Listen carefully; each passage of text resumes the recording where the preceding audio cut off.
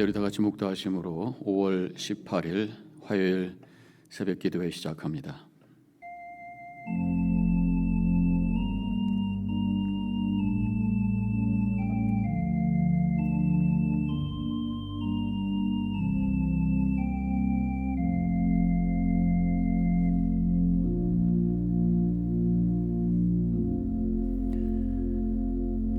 주님의 거룩한 존전에 겸손한 마음으로 엎드려 주님의 은혜를 구합니다.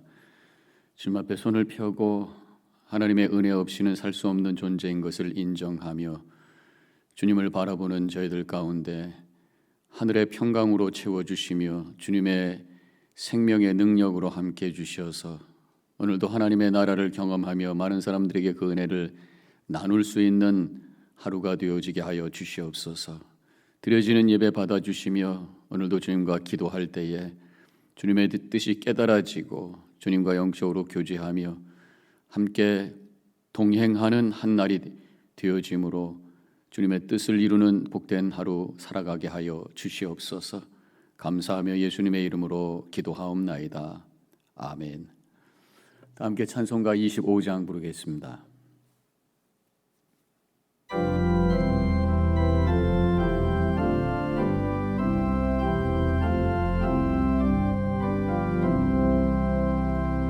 멸류관 벗어서 주 앞에 드리세 저 천사 기쁜 노래가 온 땅에 퍼지네 재혼아 깨어서 주 찬송하여라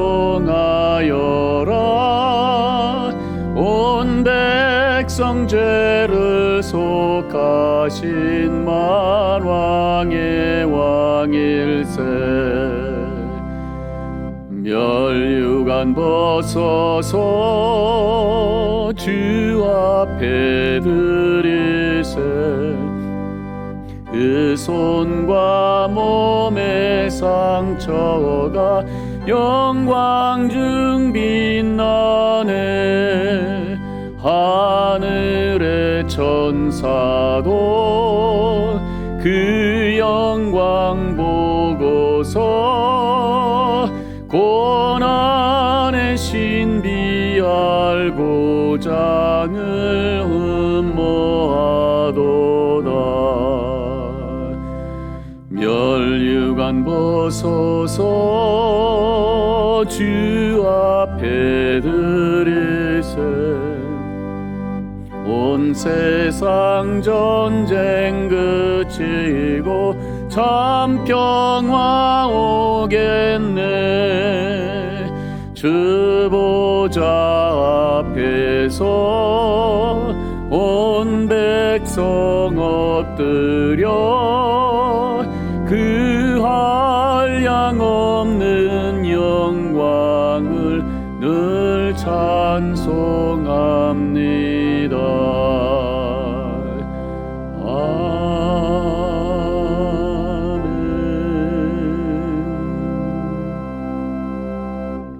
오늘 말씀은 요한계시록 4장 1절로 11절 말씀이 되겠습니다.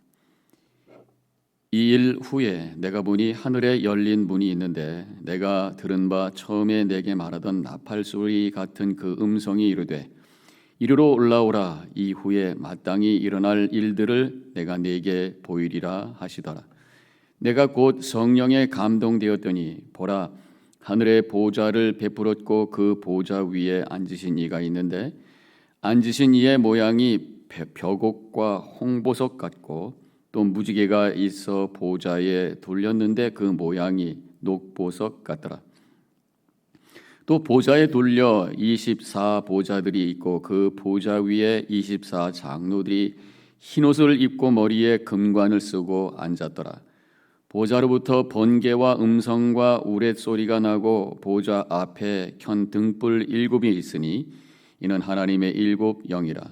보좌 앞에 수정과 같은 유리바다가 있고 보좌 가운데와 보좌 주위에 네 생물이 있는데 앞뒤에 는들이 가득하더라.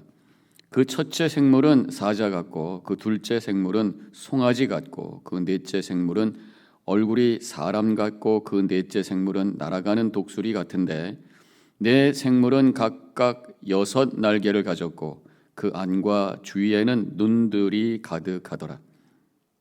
그들이 밤낮 쉬지 않고 이르기를 거룩하다 거룩하다 거룩하다 주 하나님 곧 전능하신 이여 전에도 계셨고 이제도 계시고 장차 오실 이시라 하고 그 생물들이 보좌에 앉으사 세세토록 살아계시는 이에게 영광과 존귀와 감사를 돌릴 때에 24 장로들이 보좌에 앉으신 이 앞에 엎드려 세세토록 살아계시는 그에게 경배하고 자기의 관을 보좌 앞에 드리며 이르되 우리 주 하나님이여 영광과 존귀와 권능을 받으시는 것이 합당하오니 주께서 만물을 지으신지라 만물이 주의 뜻대로 있었고 또 지으심을 받았나이다 하더라. 아멘. 우리가 계시록을 또 읽고 묵상할 때에 전체 흐름의 어떤 구조를 알 필요가 있습니다. 사실 굉장히 상징적인 언어를 사용하기 때문에 혼돈이 되기도 하고 좀 어렵다고 느껴질 수가 있는 것이 요한계시록이잖아요. 그렇지만 어떤 그 흐름에 큰 구조, 틀이 있는 것을 보게 됩니다. 제 1장에는 서론적으로 예수 그리스도의 계시라 이렇게 시작이 되면서 예수님이 어떤 분인가라고 하는 것을 설명하면서 장엄한 선포를 하면서 시작이 됩니다. 전에도 계셨고 이제도 계셨고 장차 오실 분이라고 하는 과거, 현재, 미래에 존재하시는 분, 시간을 초월해서 계신 분, 즉 영원하신 분에 대해서 말씀하고 있습니다. 동시에 예수님을 처음이요 마지막, 옛날 번역에는 알파와 오메가라고 말씀하고 있죠. 계시록 21장에도 나오는 말씀입니다만은 바로 이 역사를 시작하시고 또 역사를 끝내시는 분, 역사의 주관자이시라고 말씀하면서 이 역사의 끝 종말에 대한 말씀을 시작하게 되는 거죠. 2장과 3장에는 소아시아 지역에 있는 7교회에게 주시는 말씀입니다. 칭찬이 있고 또 책망이 있어요. 그러면서 그들에게 주시는 말씀이 이기는 자에게, 이기는 그에게, 이기라고 하는 이 종말에 우리 교회가 칭찬받고 또 때로는 책망받을 모습도 있지만 결국 많은 그 도전과 여러 가지 고난으로부터 이겨내는 것이 또 우리에게 맡겨진 사명이라고 하는 것을 깨닫게 해 주십니다. 그 다음에 이제 4장과 5장으로 넘어가서 세상을 이제 주관하시는 또 심판하시는 그 하나님의 그 보좌를 보여주면서 그 앞에 일어나고 있는 장엄한 어떤 예배 장면을 우리에게 보여주고 있습니다. 그러면서 이제 6장 이하에 하나님의 그 심판, 이 세상을 향한 종말의 재앙이 어떻게 선포되고 어떻게 드러나는가라고 하는 것을 이 3가지의 어떤 환상을 통해서 말씀하고 있죠. 그래서 7개 두루마리에서 인을 하나씩 떼면서 말세에 하나님의 심판의 뜻이 이렇게 드러나기 시작을 하죠. 그리고 이제 7번째 인을 뗄 때에 7명의 이 나팔, 7개의 나팔 소리가 나게 되고 또 끝에서 7개의 진노의 대접이 쏟아지면서 끔찍한 장면들이 드러나게 됩니다. 그 와중에도 14만 4천 명에 대한 하나님께서 지키시고 구원하시는 사람들에 대한 이야기가 나오면서 어떤 소망의 메시지가 선포되고 있습니다. 그리고 나서 이제 18장과 19장으로 내려가 보면은 마지막 세상의 세력, 이 악의 세력, 이 바벨론이 무너지는 그래서 완전히 하나님의 심판이 끝나는 그런 장면이 나오죠. 그리고 이제 20장과 21장에서 새롭게 시작이 되는 하나님의 나라 천년왕국 새하늘과 새 땅에 대한 비전, 그러면서 예수님 다시 오십시오 라고 하면서 계시록이 끝나고 있습니다. 오늘 봉독한 말씀은 이 4장의 첫 부분이죠. 그래서 아까 말씀드린 대로 이 하늘 보좌에 앉으신 그 하나님에 대해서 초점을 맞추면서 그 앞에서 일어나고 있는 장엄한 그 예배의 장면, 천상의 예배의 모습을 우리가 보게 됩니다. 먼저 하나님의 음성이 들려요. 1절에 보면 내가 보니 하늘에 열린 문이 있는데 내가 들은 바 처음에 내게 말하던 나팔 소리 같은 그 음성이 이르되. 사도 요한이 하나님의 계시를, 주님의 계시를 받고 주님이 계신 그 하늘의 문이 열렸을 때에 그가 처음에 어떤 것을 봤다 말씀하지 않고 들었다 말씀하고 있는 것이, 보기 전에 음성을 들었다고 고백을 하고 있는 것입니다. 이렇게 믿음이라고 하는 것은 듣는 것으로부터 시작이 된다고 하는 거죠. 로마서 10장 17절에서도 믿음은 들음에서 난다 이렇게 말씀하고 있습니다. 봄으로 말미암아 믿음이 생긴다, 읽음으로 말미암아 믿음이 생긴다 하지 아니하시고 믿음은 들음에서 난다 말씀하고 있어요. 성경 말씀을 통해서 그 말씀 속에서 들려주시는 주님의 음성을 우리가 영의 귀로 듣는 거죠. 말씀을 깊이 묵상하고 성령의 감동 속에서 살아계신 하나님의 음성으로 우리가 듣는 것, 이것이 바로 믿음이다. 그때 믿음이 우리 가운데 살아있는 믿음이 된다는 말씀이죠. 그런데 지금 오늘 그 음성은 나팔 소리와 같았다라고 말씀하고 있습니다. 나팔 소리는 크고 장엄한 소리입니다. 당시에 아주 옛적에는 나팔이 처음에 만들어졌을 때는 사실 음악용으로 만들어졌다고 보기는 어려워요. 음악용 나팔은 이 버튼이 3개가 있어가지고 뭐 트럼펫이라든가 트럼폰 같은 거 보면은 이 3개를 가지고 뭐 하나를 누른다든가 2개를 누른다든가 다 누른다든가 양쪽만 누른다든가 뭐 이런 식으로 해서 이 관의 길이를 좀 넓게 하고 좁게 하고 하면서 음정을 만드는 거예요. 도레미파솔라시도를 만드는 거죠. 그러면서 연주를 하게 되는데 고대에 있었던 나팔은 그냥 길쭉한 나팔이에요. 버튼이 없어요. 소리만 뿍 하고 나는 거죠. 그래서 음악 연주라기보다는 어떤 메시지, 강한 메시지를 많은 사람들에게 들려주기 위해서 나팔을 불었던 것을 보게 됩니다.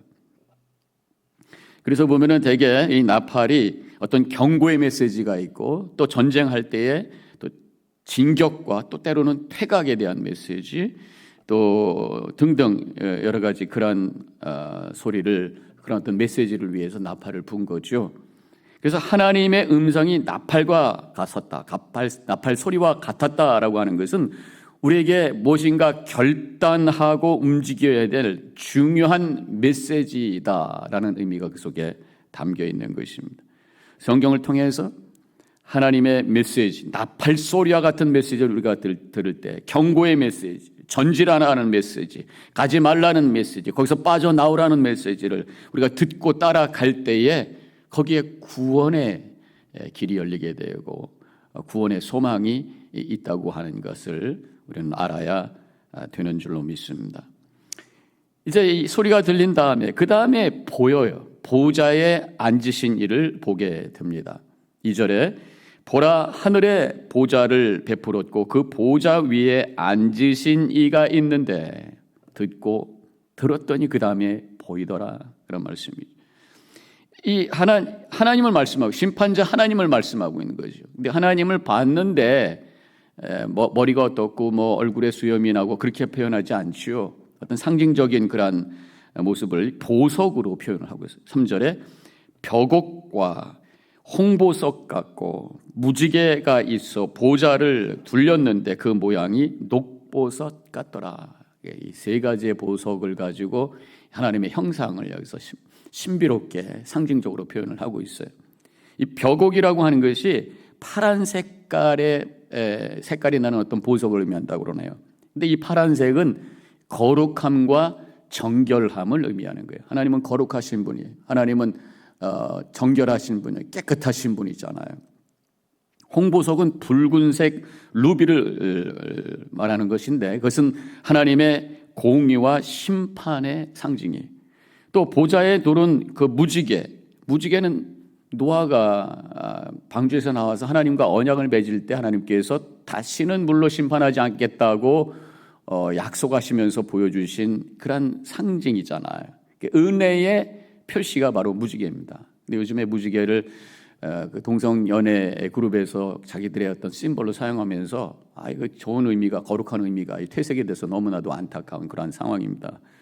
어쨌든 그러면서 무지개가 녹보석 같았다. 녹보석이라고 하는 것은 녹색 에메랄드, 녹색은 바로 은혜를 상징하는 그러한 색이라고 하는 것이.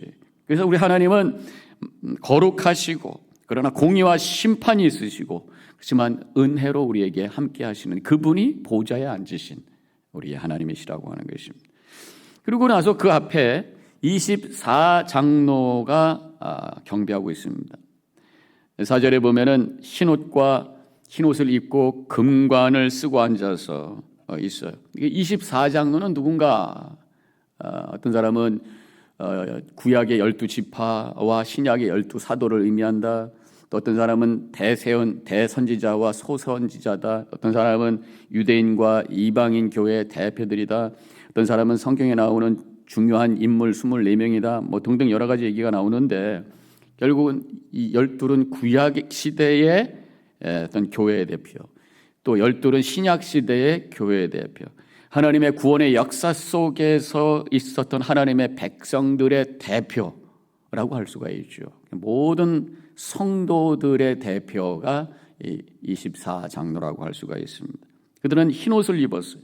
예수 그리스도의 피로 말미암아 정결케 된 옷을 입고 주님 앞에 서게 됐다고 하는 것입니다. 우리도 그 흰 옷이 필요한 줄로 믿습니다. 그리스도의 피 아니고서는 우리는 흰 옷을 입을 수가 없는 줄로 믿습니다. 또 금관을 쓰고 있었어요. 왕 같은 제사장으로 우리를 세워주신 것이 하나님이 주신 영광을 가지고 주님 앞에 서게 되었다고 하는 것입니다. 그리고 이제 보좌 주변에 네 생물의 형상이 있습니다. 사자가 있습니다. 동물의 왕이죠. 통치자의 의미가 그 속에 의미가 있어요. 송아지가 있어요. 송아지는 온유의 상징입니다. 우리 하나님 온유하신 하나님. 사람의 얼굴이 있습니다. 지혜의 상징이. 독수리가 있습니다. 독수리는 높게 올라가고 아주 빠르게 움직이는 신속 정확한 그런 의미가 속에 담겨 있는 거예요. 그런데 이 네 생물이 8절에 보면은 6날개가 달려 있어요. 이사야 6장에 보면은 6날개가 달린 그룹들이 하나님을 찬양하는 장면이 나와요. 이 그룹이 바로 천사죠, 천사.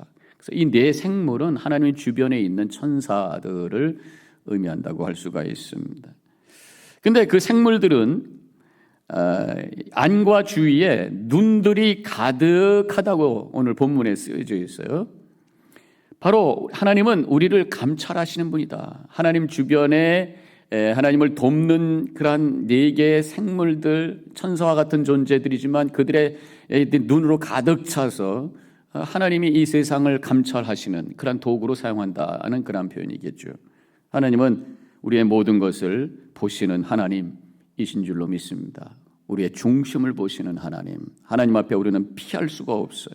그렇기 때문에 우리는 하나님 눈앞에 있다고 하는 것을 늘 고백하는 코렘데오의 신앙이 우리에게 필요합니다. 그것을 믿을 때 우리는 신실하게 거짓 없이 살게 돼요. 그것을 믿을 때 다른 사람들은 알아주지 못하지만 하나님은 나를 알아주신다고 하는 믿음 속에서 위로받고 우리는 감사 속에 살게 되는 것입니다. 이 네 생물은 하나님을 향해서 계속해서 찬양합니다. 8절에서 거룩하다, 거룩하다, 거룩하다. 전에도 계셨고 이제도 계셨고 장차 오실 이를 향해서 거룩하다, 거룩하다 찬양을 하고 있습니다. 하나님이 영원하신 분이시고 거룩하신 분이라고 하는 것을 고백하고 있는데 이 고백이 우리의 고백이 되어야 될 줄로 믿습니다. 이제 24장로가 보좌 앞에서 경배를 하고 있는 장면이 이제 10절에 나오고 있어요. 자신의 머리에 쓰고 있는 금관을 내려놓으면서 하나님 앞에 이제 그 경배를 드리고 있습니다. 나의 관을 내려놓는다고 하는 게 뭐겠습니까? 나의 명예, 나의 힘, 나의 자존심, 나의 교만, 나의 생각, 내가 머리에 있었던, 내 머리에 이고 있었던 어떤 것들을 주님 앞에 다 내려놓는 거예요. 사람들 앞에 보이고 있었던 어떤 것들을 다 내려놓고 엎드려 손을 펼치며 경배하는, 겸손히 엎드려 있는 그 장면이 바로 예배의 장면인 것입니다. 장로들이 엎드려 경배한 내용이 뭡니까? 11절에 이렇게 나와 있어요. 우리 주 하나님이여, 영광과 존귀와 권능을 받으시는 것이 합당하오니 주께서 만물을 지으신지라. 만물이 주의 뜻대로 지었고 또 지으심을 받았나이다. 창조의 하나님으로 고백하고 있어요. 창조주 하나님을 고백한다고 하는 얘기 뭡니까? 내가 피조물이라고 하는 것을 인정하는 것이. 내가 피조물인 것을 인정할 때 하나님을 높이게 되고 진정으로 주님을 향해 예배하며 경배하게 되는 것입니다. 창조주 하나님에 대한 고백은 인간과 세상을 향한 기원을 설명하는 차원을 뛰어넘어서 하나님은 내가 마땅히 경배하고 예배해야 될 분이라고 하는 것을 고백하는, 그래서 그분의 영광을 위해서 내가 사는 것이 나의 삶의 목적이라고 하는 것을 확인시켜주는 우리의 믿음의 고백인 줄로 믿습니다. 그래서 우리는 이 말씀을, 오늘 본문의 말씀을 통해서 이 천상의 거룩한 예배의 모습을 보면서 우리의 예배가 이 예배에 동참하는 예배가 되어야 된다고 하는 것입니다. 우리가 예배 드릴 때에 우리의 육신의 눈으로는 보이지 않지만 영의 눈을 떠서 천상에 앉아 계신 보좌에 앉아 계시는 그 하나님, 거룩하다 거룩하다 거룩하다 찬양하는 천사들의 소리, 또 우리를 향해서 많은 눈으로 바라보고 계시는 주님의 눈앞에서 신실한 모습으로 우리의 진실한 마음으로 올려드리는 그 예배를 통해서 하나님께 영광 돌리는, 또 진실한 삶을 살아가는 우리 모든 성도님들이 되어주시기를 주님의 이름으로 간절히 축원합니다. 기도하겠습니다.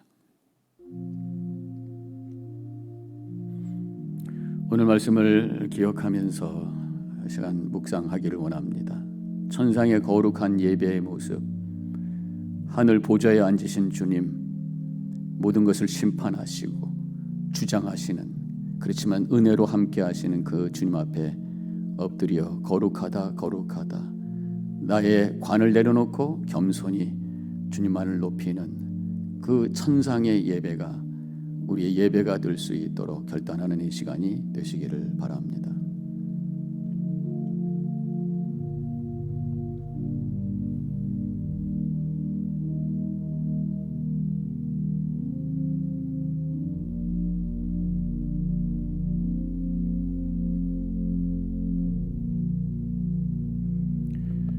저희들을 주님의 백성으로 불러주신 하나님 감사합니다.